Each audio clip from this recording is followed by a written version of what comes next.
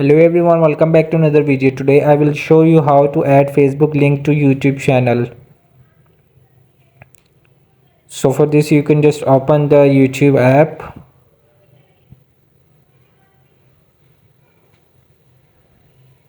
and you will have to go to the profile icon and open your channels. So you can just go back and open the Facebook to copy the link. So you can just click to three dots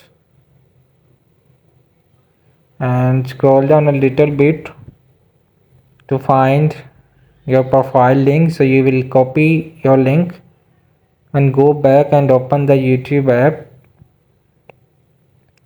and click to this arrow of about. So I will already add my link of Facebook, so you will just click to add link. So hope this video help you. Please don't forget to like and subscribe and get notified for more videos.